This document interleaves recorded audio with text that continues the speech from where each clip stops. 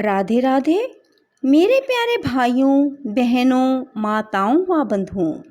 आज हमारी वीडियो का विषय रहेगा जेठ मास की अमावस्या की कथा, व्रत एवं पूजन विधि।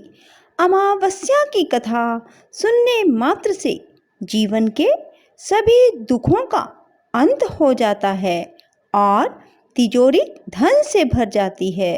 बंधुओं, यदि आपने हमारे चैनल को अब तक सब्सक्राइब नहीं किया तो ज़रूर करें और बेल आइकन दबाना ना भूलें ताकि आपको हमारी आने वाली सभी वीडियोस की जानकारी सबसे पहले हो सके। बंधुओं, अमावस्या के दिन सबसे पहले सूर्योदय से पहले उठकर गंगा जल मिलाकर स्नान करें। फिर भगवान विष्णु की विधिवत पूजा करें। मंदिर में जाएं और भगवान शिव शंकर भोलेनाथ को जल चढ़ाएं, अर्थात भगवान शिव का जल से अभिषेक करें। और फिर पीपल के वृक्ष को सींचें, अर्थात पीपल की जड़ में जल चढ़ाएं और कुछ पताशे भी चढ़ाएं। ऐसा करने से आपके पितृ प्रसन्न होंगे और आपकी हर इच्छा पूरी करेंगे। बंधुओं, अमावस्या के दिन श्री हरि और भगवान शिव का अधिक से अधिक सुमिरन करें।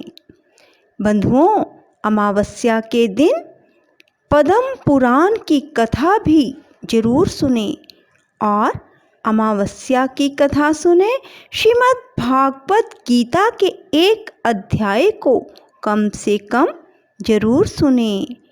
बंधुओं, जेठ मास चल रहा है, इसमें सुनी जाने वाली पीपल की कहानी भी जरूर सुने। बंधुओं, पीपल की कहानी और श्रीमद् भागवत गीता के अध्याय का लिंक मैं नीचे डिस्क्रिप्शन में दे रही हूँ। बंधुओं, यदि आप ऐसा करते हैं तो आपके पितर आप पर खुश होकर आपको शुभ आशीष देंगे। बोलो विष्णु भगवान की जय, लक्ष्मी माता की जय, अन्नपूर्णा माता की जय, शिव शंकर भोलेनाथ की जय। एक नगरी में एक राजा राज्य करता था। उसकी प्रजा एवं परिवार सभी खूब आनंद से जीवन बिता रहे थे। राजा की रानी धार्मिक विचारों की थी और प्रजा की भी प्रेमी थी। राजा के महल के सामने एक साहूकार की हवेली थी। राजा की रानी व साहूकार की पत्नी में बहुत मित्रता थी। रानी सारी प्रजा से प्रेम करती थी। एक दिन साहूकार की हवेली से साहूकारनी के रोने की आवाज़ सुनाई दी। साहूकारनी विलाप कर रही थी। रोने की आवाज़ सुनकर रानी राजा से विलाप का कारण पूछने लगी। तब राजा ने कहा कि आज सेठानी के पुत्र की मृत्यु हो गई है, इसलिए वह अपने बच्चे के दुख में रो रही है और वह उसके दुख में दुखी है। रानी बहुत भोली थी। उसने राजा से कहा कि महाराज, दुख क्या होता है। राजा को समझ नहीं आ रहा था कि रानी को किस प्रकार समझाऊं कि दुख क्या होता है। रानी फिर से बोली। जब राजा ने रानी से कहा, जब तुम्हारा बेटा मरेगा तो तुम्हें मालूम होगा कि दुख क्या होता है। महारानी ने अपने बेटे को महल से नीचे गिरा दिया। भगवान की कृपा से बेटा किसी ढेर पर गिर पड़ा और उसको खरोंच भी नहीं आई। रानी अपने कुंवर को देखकर नीचे आ रही थी कि कुंवर सामने से आता देखा और राजा भी दंग रह गया कि इतनी ऊपर से गिरने के बाद भी कुंवर को खरोंच तक नहीं आई। रानी ने फिर राजा से पूछा कि महाराज, दुख क्या होता है, बताइए ना, दुख क्या होता है। फिर महाराज कहने लगे कि जब मैं मरूंगा तो तब तुम्हें दुख का एहसास होगा कि दुख क्या होता है। जब पड़ोसी देश के राजा और उसके सैनिक मुझे युद्ध में हरा देंगे और मुझे मार देंगे, तब ही तुम्हें मालूम होगा कि दुख क्या होता है। राजा ने युद्ध के लिए प्रस्थान किया, लेकिन भगवान और अमावस माँ की कृपा से लड़ाई जीतकर वह घर वापस आ गया। राजा को भी आश्चर्य होने लगा कि क्या कारण है कि वह युद्ध में जीत गया और उसकी मृत्यु नहीं हुई। तब राजा ने फिर से एक योजना बनाई और रानी को कहने लगा कि हम गंगा यात्रा पर चलेंगे और वहाँ मुझे तुम धक्का मार देना और मैं गंगा जी में डूब जाऊंगा और वहाँ मेरी मृत्यु हो जाएगी। तब तुम्हें एहसास होगा कि दुख क्या होता है। अब उन दोनों राजा और रानी ने गंगा यात्रा के लिए प्रस्थान किया।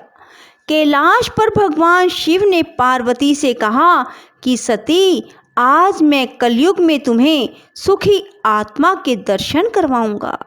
शिव जी ने बकरे का व पार्वती ने बकरी का रूप धारण कर एक बावड़ी के पास घास चरने लगे। इतने में राजा रानी की सवारी आई। रानी ने सुंदर छाया और बावड़ी को देखा और कहा कि हम यहीं जलपान और विश्राम कर आगे बढ़ेंगे।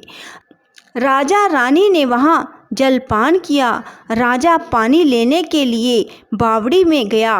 बकरी के रूप को धारण किए पार्वती ने शिव जी से पूछा, स्वामी, इस रानी को दुख देखना है, पर इसे दुख क्यों नहीं मिलता है। रानी ने बकरी को मनुष्य की भाषा में बोलते सुना। इसने अमावस्या का व्रत किया था, इसलिए इस जन्म में रानी बनी और सुख का आनंद ले रही है। ये राजा गंगा में भी नहीं मरेगा। रानी ने उनकी बातें सुन ली। तभी राजा पानी लेकर आया तो रानी ने राजा को सारी घटना सुनाई। वापस अपनी नगरी को चले आए। राजा ने अपनी प्रजा को अमावस्या के व्रत करने की आज्ञा दी। राजा खुद भी हर अमावस्या का व्रत करने लगा और सभी को कहा कि अमावस्या के दिन व्रत करें, पूजा करें और कथा करें। और अमावस्या जिस दिन शुक्रवार को हो, उस दिन से यदि आप 21 अमावस्या तक ये व्रत करते हैं तो आप पहले 5 अमावस्या को गेहूं और लाल कपड़ा दान करें, अगली 5 अमावस्या को मूंग दान करें और अगली 5 अमावस्या को चने का दान दें और अगली 5 अमावस्या को मक्का का दान दें। अंत में 21वीं अमावस्या को चावल का दान करें। दान में जैसा रंग अन्न का हो, वैसे ही रंग का कपड़ा और दक्षिणा दान करें। व्रत के दिन हरा चारा गाय को खिलाएं और ब्राह्मण को भोजन और दक्षिणा दें। जो मनुष्य श्रद्धापूर्वक अमावस्या का व्रत करेगा, अमावस माता और भगवान शिव की कृपा से सदा के लिए उन्हें सुख प्राप्त होगा। राधे राधे, जय श्री कृष्णा। बंधुओं, यदि आपको हमारी वीडियो पसंद आए तो इसे लाइक करें और शेयर भी जरूर करें। धन्यवाद।